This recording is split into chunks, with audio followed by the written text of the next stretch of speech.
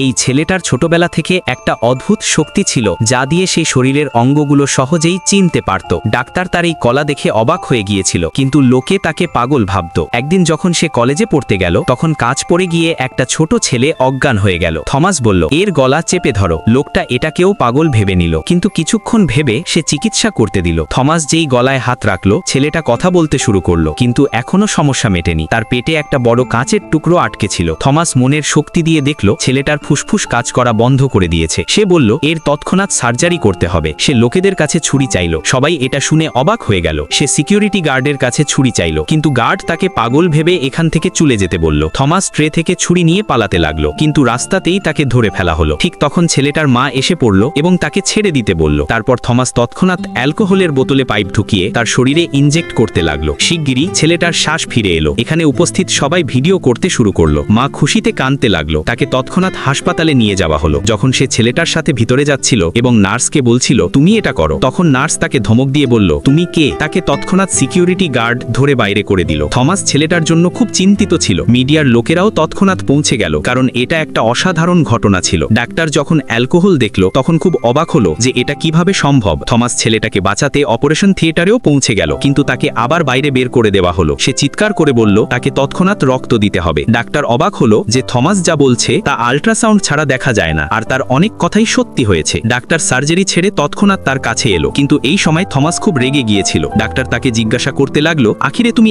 এত বিস্তারিতভাবে কিভাবে বলে দিলে যে এর রক্ত লাগবে? থমাস বলল, আমার ছোটবেলা থেকে মেডিকেলের অনেক জ্ঞান আছে। যখন সব ডাক্তারদের মিটিং চলছিল, থমাসের ভিডিও ভাইরাল হতে শুরু করলো। মেডিকেল ডিগ্রি ছাড়াই থমাস সার্জারি করেছে। এটা শুনে মিডিয়া থমাসের সম্পর্কে জিজ্ঞাসা করতে লাগলো। পরের দিন হাসপাতালের মালিক তাকে অফিসে ডাকলো।